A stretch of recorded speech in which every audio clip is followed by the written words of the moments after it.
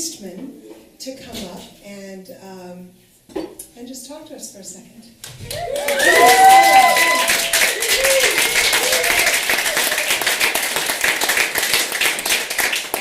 What an act to follow. Hi, I'm Kara Eastman. I'm running for the United States Congress, and I am so grateful to Jillian and this amazing cast for being here, and to all of you. And you might be thinking, why am I out supporting somebody who's running for Congress in Nebraska? Well, I'll tell you one. I'm actually originally from Chicago. I went to St. Christopher's. I went to Moody Bible. I went to Loyola University of Chicago for graduate school. Because apparently you only have Catholic schools here.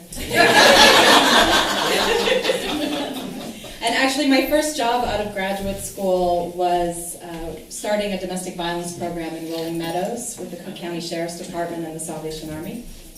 I also used to run a battered women's shelter, a domestic violence shelter for women and children called Rainbow House in the Little Village. So, and the majority of my family live in Chicago.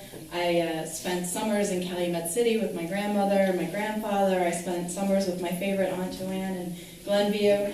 And so Chicago is near and dear to my heart. But I will tell you, the reason that I decided to run for Congress is really because of my mother, who in 2016 was diagnosed with cancer for the 5th time. And we were having a conversation about her medical bills and her prescription drugs, which she told me at that point were $800 a month, and that was with Medicare.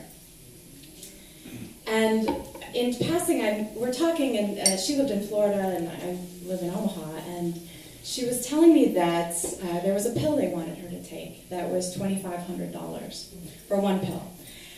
And I stopped and said, how can a pill be $2,500 and you can't afford that? I can't afford to help you with that. I'm a social worker by trade. I run a nonprofit. My husband's an academic. We don't have that kind of money. And she said, well, I'm not going to pay $2,500, but, and I just won't be able to take that pill. I said, okay, well, what does that mean for you? And she said, well, I just won't be able to leave the house. And that was true for my mother up until the day she died 6 months ago. This fight, my mother taught me to fight, but this fight is not about her. This is about everybody. And the fact that no one in the wealthiest country in the world should have to face such exorbitant prices in prescription drugs. And nobody like me should have to deal with the medical bills now coming to my family and us having to hire a lawyer to deal with those when we can afford health care for everybody. I have spent my career in social work and in nonprofit work, and I've been building a nonprofit called Omaha Healthy Kids Alliance for the past 12 years, which has been a labor of love for me. And at a time where the work that we do and the values of the people that I've been working with in the community in Omaha and in other places, in places like the Midwest where I believe we share very common Midwestern values, those values are not being represented in Washington, D.C. And it's somebody like me who can actually fight for those values, because that's what I was trained to do by my mother, and that's what I've been trained to do as a social worker, and that's what I have proven to do in raising $13 million to invest in healthy housing in our city for our kids.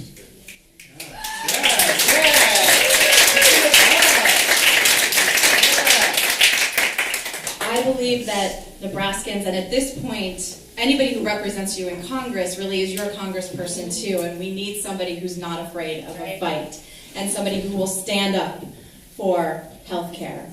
Somebody who's been working in education. I'm an elected official. I was elected to the board of our community college 3 years ago, and I serve as vice chair there now, and believe in debt-free tuition.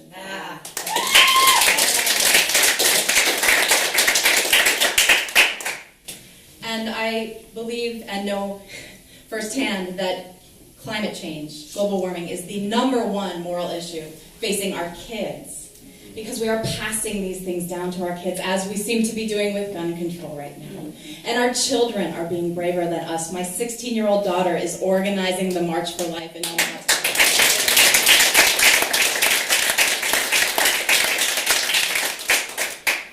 I am that person that will keep fighting and will fight for you and for people with our common values, because that is what is sorely needed right now.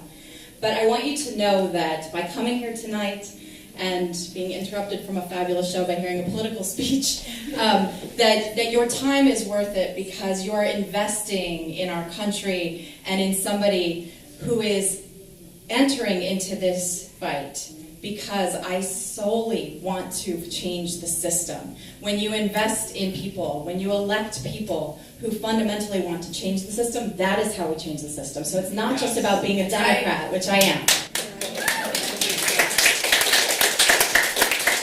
It's also about finding somebody who wants to change things, who wants to end Citizens United and get money out of politics. Yeah.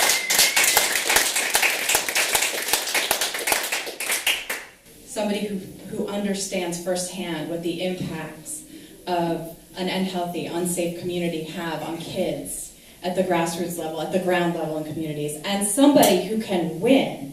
And the Nebraska 2nd is actually the most flippable district in the nation right now for that.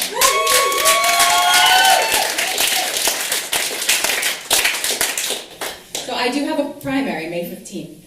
And people have been drawing comparisons between our primary and the one you just had here, and Marie Newman was so close. But what we saw and what we learned from that is that it's doable, and that somebody running on a progressive, pragmatic platform can win.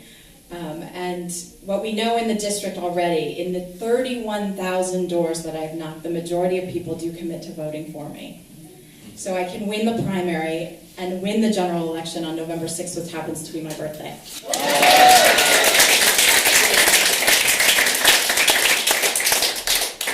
Your time and your money are well invested in my campaign. We are running a very good, very strong grassroots campaign with a strong positive message of what I am, who I am, what I stand for, and how together we can absolutely win.